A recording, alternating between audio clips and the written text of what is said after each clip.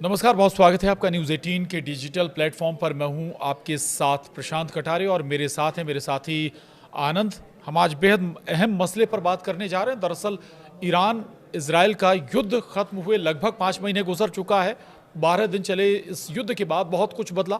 Iran ने बहुत कुछ तैयारियां की, बहुत कुछ संकेत देने की कोशिश की और एक बार आज फिर एक नया संकेत या कहीं फिर नया संकेत देने की कोशिश की है। एक युद्धाभ्यास के जरिए नौसैनिक ड्रिल दरअसल की है ईरान ने, और इसमें क्या कुछ हुआ है ये समझेंगे और क्यों हुआ है, इसके संदेश क्या है, मैसेज क्या है, ये समझने की कोशिश करेंगे हम। आनंद, बड़ा महत्वपूर्ण है, ईरान लगातार जवाब देता रहा और साफ कहता रहा है इजराइल से वो डरने वाला नहीं है, दबने वाला नहीं है, पीछे हटने वाला नहीं है। और आज जो नौसैनिक ड्रिल हुई है या फिर हम युद्धाभ्यास कहें जल डमरू जो हरमुज जल डमरू क्षेत्र में या ओमान की खाड़ी में हुई है, कैसे देखें, उसका मैसेज क्या है, संकेत क्या है?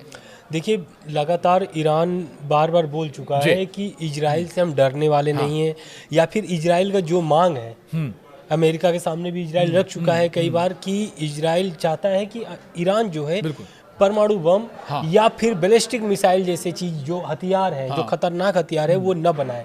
लेकिन ये लगातार ऐसा ईरान की तरफ से भी देखा जा रहा है कि जो भी गतिविधियां हो रही हैं, अभी बीते दिनों शुक्रवार को ओमान सागर और हॉर्मुज जंक्शन पर हलचल तेज देखने को मिली है। दरअसल शुक्रवार को ये जून के बाद इजराइल ने जो हमला किया था ईरान पर, उसके बाद ये दूसरी नौसैनिक ड्रिल है, यानी युद्धाभ्यास है। तो इस युद्धाभ्यास में खास करके ऐसे ऐसे हथियारों का प्रदर्शन देखने को मिला है जिससे पूरा मिडिल ईस्ट हिला हुआ है।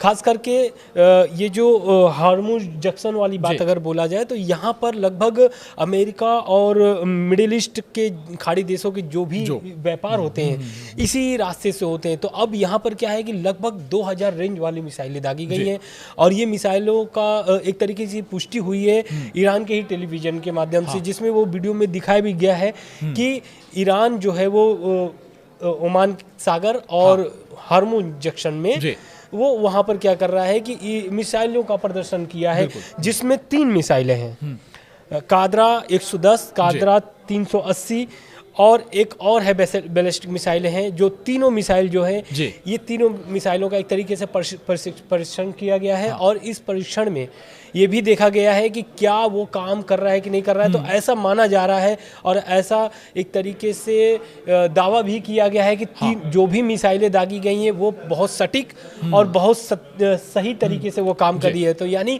2000 किलोमीटर की जो रेंज थी वो ईरान ने मिसाइल दाग कर लगभग ये साबित कर दिया है और एक तरीके से दबाव भी बना दिया इजराइल के ऊपर, क्योंकि ये जो किया गया है ये IRGC के माध्यम से किया गया है।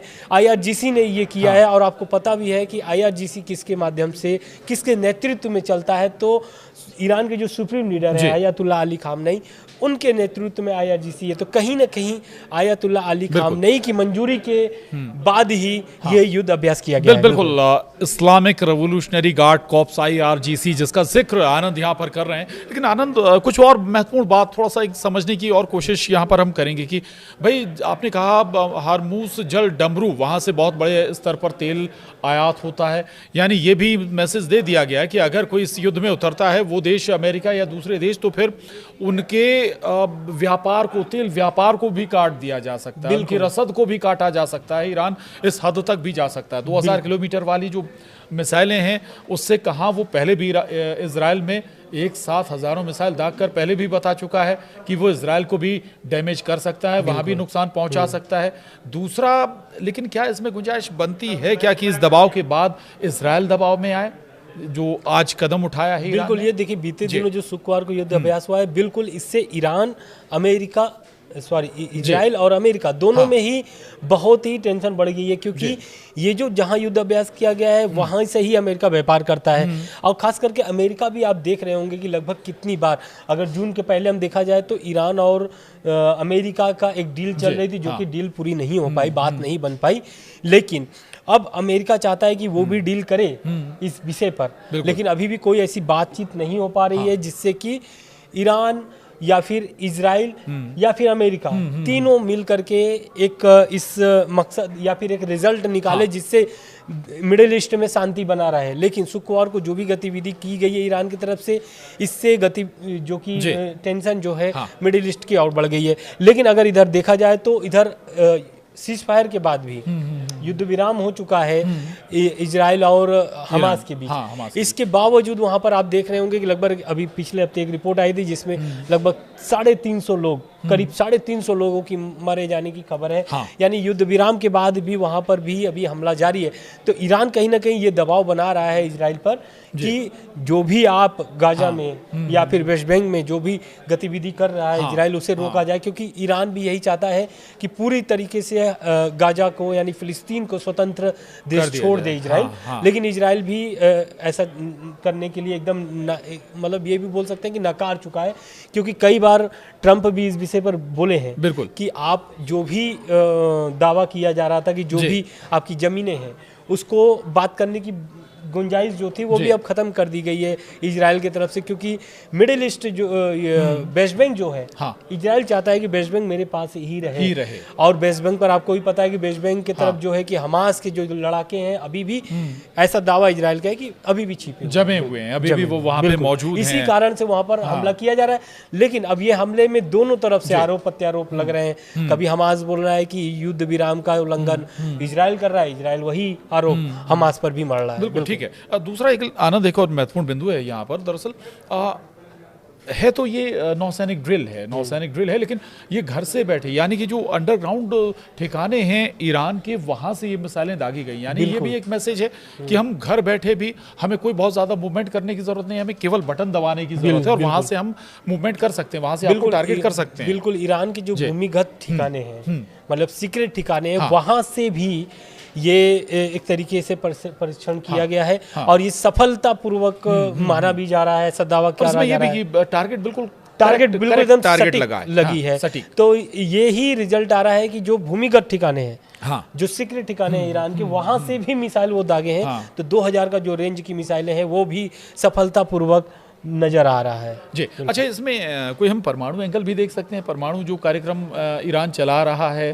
बिल्कुल, आप ये कह सकते हैं, क्योंकि जो अंतर्राष्ट्रीय परमाणु ऊर्जा एजेंसी है वो IAEA वो कितनी बार इस ईरान पर आरोप लगा चुकी है कि जो भी ईरान परमाणु अपने ठिकानों पर जो भी परमाणु प्रोग्राम चला रहे हैं, उसमें ऐसा IAEA का दावा था कि 5-6 परमाणु बम बना सकता है ईरान। लेकिन अब ये जब हमला हुआ उसमें ये अमेरिका ने दावा किया कि उनके जो मेन यानी कि जो सबसे मुख्य परमाणु ठिकाने थे, वो एक तरीके से जहाँ परमाणु प्रोग्राम चलाया गया था, वहाँ पर अमेरिका ने हमला करके पूरी नष्ट कर दी है।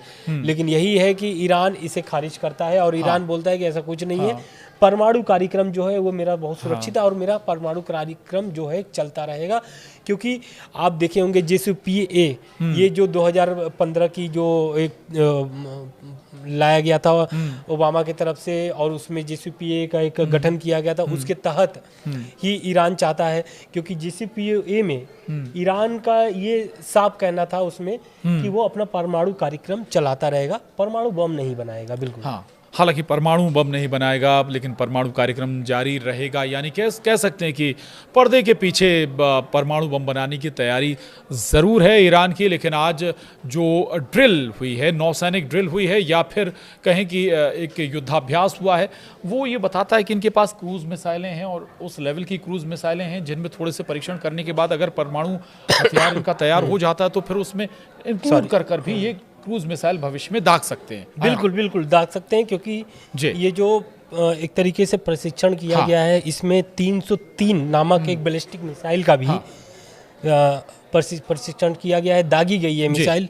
हालांकि इसके बारे में बहुत ज़्यादा जानकारी सामने नहीं आई है, लेकिन फुटेज में ये दिखाया जा रहा है, टेलीविज़न जो ईरान की टेलीविज़न फुटेज में दिखाई जा रही है, इसमें कि मिसाइल जो है लॉन्च और टारगेट पर लगने का वीडियो दिखाया गया है। तो इससे ये साफ स्पष्ट होता है कि जो मिसाइल ईरान की जो सैन्य क्षमता है वो अब दिन पर दिन बढ़ रही है और उसे लगातार बढ़ाने में ईरान लगा हुआ भी है और उसका प्रदर्शन भी कर रहा है कि भाई हमारी क्षमताएं बेहद आधुनिक हैं, जहां हम टारगेट करते हैं वहां टारगेट कर हिट भी कर देते हैं और हमें कहीं बाहर जाने की ज़रूरत नहीं है। हम जो हमारे ठिकाने अंडरग्राउंड ठिकाने वहां से हम समुद्र तक मार कर सकते हैं। बहुत सारी जानकारी आनंद आपने शेयर की है, आशा करते हैं हमारे दर्शकों को भी बहुत कुछ इससे अंडरस्टैंड होगा इस युद्ध के बारे में, खासतौर से ईरान की तैयारियों के बारे में।